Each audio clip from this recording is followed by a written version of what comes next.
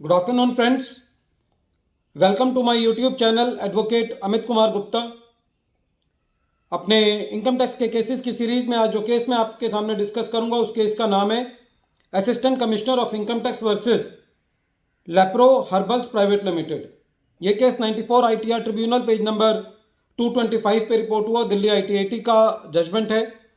और ये केस 18 जनवरी 2022 को डिसाइड किया गया। ये केस रिलेटेड है सर्च की असेसमेंट से लेकर के एसएससी के यहाँ सर्च हुई 4-5-6 तारीख 2010 फरवरी को सर्च किया गया और सर्च के दौरान एसएससी के यहाँ एक हार्ड डिस्क मिली जिसके अंदर सितंबर 2009 तक का डाटा था और सितंबर 2009 तक जो एसएससी का प्रॉफिट आ रहा था वो 6-6.5 करोड़ रुपए उस डाटा के अंदर प्रॉफिट था। इसके अलावा कोई डिपार्टमेंट को और ज़्यादा इंक्रिमिनेटिंग मटेरियल नहीं मिला, कोई कैश नहीं मिला, कोई ऐसे अनडिस्क्लोज्ड असेट्स नहीं मिले एसएससी के बारे में। जब असेसमेंट चल रही थी तो असेसिंग ऑफिसर ने एसएससी की 2010 में जो असेसमेंट करी वो ये कहा कि साहब सितंबर तक आपका प्रॉफिट 6.5 करोड़ बनता था, इसलिए मार्च तक करीबन 11 करोड़ रुपए बनता है और जो 2009-10 वाला साल था उसके अंदर एसएससी की 11 करोड़ रुपए की एडिशन कर दी, खाली उस हार्ड डिस्क के बेसिस पर जिस हार्ड डिस्क में के अंदर सितंबर तक जो प्रॉफिट है 6.5 करोड़ रुपए आ रहा था। लेकिन जब एसएससी की असेसमेंट चल रही थी तो एसएससी ने अपना audited profit and loss account दिया और बैलेंस शीट दी, तो असेसिंग ऑफिसर ने उसको नहीं माना, कहा कि ये गलत है, हम सर्च करके लाए थे, सर्च के अंदर जो है वो आपका सितंबर तक 6-6.5 करोड़ रुपए प्रॉफिट था, मार्च तक देखें तो 11 करोड़ रुपए है और इस बेसिस पर 11 करोड़ रुपए की एसएससी की एडिशन कर दी। एसएससी का कहना था साहब वो डाटा जो है जो आप लेकर के आए हैं वो मेरा एक्चुअल डाटा नहीं है, ना तो वो कोई कोरोबरेटिव एविडेंस उसके लिए है। मैंने आपके सामने प्रॉफिट एंड लॉस अकाउंट दिया है, अपने बिल्स एंड वाउचर्स दिए हैं,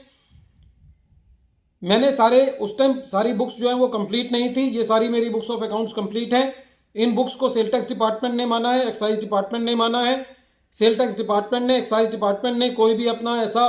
इन अकाउंट्स के विरुद्ध कोई भी फाइंडिंग नहीं दी है, वहाँ पे मेरा कोई टैक्स बकाया नहीं है और everything is fit and fine with me. लेकिन असेसिंग ऑफिसर साहब खाली एक बात पर अड़े रहे कि नहीं, हम जो सर्च करके लाए थे, सर्च में सितंबर तक का प्रॉफिट 6.5 करोड़ था, मार्च तक का 11 करोड़ रुपए बनता है, इसलिए आपको 11 करोड़ रुपए पे टैक्स देना है। एसएससी जो है वो इस ऑर्डर के आगे सीआईटी अपील में गया, सीआईटी अपील ने एसएससी को रिलीफ दे दिया, इसलिए डिपार्टमेंट जो है वो आईटीएटी गया और आईटीएटी का भी यही कहना था कि आपको जो एडिशन करनी है वो कोरोबरेटिव एविडेंस के बिहाफ पर करनी है, इंक्रिमिनेटिंग मटेरियल के बिहाफ पर करनी है। जो चीज़ आप कह रहे हैं वो सपोर्ट होना चाहिए। आपने पिछले सालों के अंदर कोई एडिशन नहीं किया, खाली इस साल के अंदर क्योंकि आपको सितंबर तक प्रॉफिट मिल गया तो आपने उसके बेसिस पर एडिशन कर दिया। आपको कंसिस्टेंसी के सिद्धांत को ध्यान रखना है। जब पिछले सालों में कोई एडिशन नहीं है तो आप उसी पैटर्न को मानेंगे। आप खाली ऐसा नहीं हो सकता कि एक इस साल के अंदर कोई आपको एक फिगर कच्चे कागजों में मिल गई जिसका कोई कोरोबरेटिव एविडेंस नहीं है, जो कि एविडेंसेस उस चीज़ को सपोर्ट नहीं करते, तो आप खाली एक जो डाटा आपके पास है उसके बेसिस पर एडिशन नहीं कर सकते। आईटीआईटी का ये कहना था कि आपको कोई भी कैश नहीं मिला जिससे आप ये कह सकें कि एसएससी ने जो है वो बोगस खर्चे डाले हैं, एसएससी ने उस खर्चों को कैश में कन्वर्ट किया है या एसएससी की इनकम इससे ज़्यादा है, तो ऐसी भी कोई चीज़ आपको नहीं मिली है जिसके बेसिस पर आप उसका एडिशन कर पाएँ। और जो मेन पॉइंट था वो ये भी था कि पिछले सालों के अंदर कोई भी एडिशन नहीं की गई है, तो इस साल के अंदर भी ऑल्दो जो प्रिंसिपल ऑफ रेस जुडिकेटा होता है वो इनकम टैक्स की प्रोसीडिंग्स पर लागू नहीं होता, लेकिन फिर भी एक कंसिस्टेंसी का इनकम टैक्स के प्रोसीडिंग्स के अंदर एक बहुत बड़ा महत्व होता है। इसके अलावा एक और आईटीएटी ने जो ये बात कही वो ये कही कि आपने कोई भी ऐसे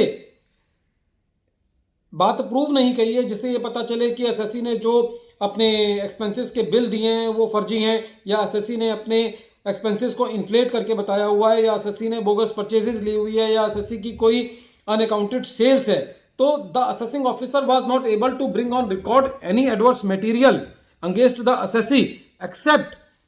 on the basis of the hard disk, that whatever the hard disk the department has taken in search, in that hard disk the sale of the assessee was coming, the profit of the assessee was coming near about 6.5 crore. So only on that basis you cannot make the addition, and you cannot proportionate the data and take the figure of the profit to 11 crore. In spite of that, you should have taken the audited balance sheet and profit and loss account, which have been accepted by the sales tax department, which have been accepted by the excise department, and no adverse findings have been given by any of the department against the assessee. So on the basis of the surmises and conjectures, and only because you have made a search on the assessee, you cannot make the addition on the assessee. Generally friends, हमने देखा है कि search cases के अंदर सब कुछ ठीक ठाक चल रहा होता है, और जैसे ही असेसमेंट की आखिरी डेट पहुंचती है तो कोई ना कोई एक मुद्दे को लेकर के इतनी बड़ी एडिशन डिपार्टमेंट कर देता है कि एसएससी जो है वो सुप्रीम कोर्ट तक जो डिपार्टमेंट है वो एसएससी को अपना जमाई बना लेते हैं, और जब तक उसको धीरे धीरे उससे टैक्स कलेक्ट करते रहते हैं, धीरे धीरे प्रेशर बनाते रहते हैं, उससे जूस निकालते रहते हैं. So this practice is very wrong on the department.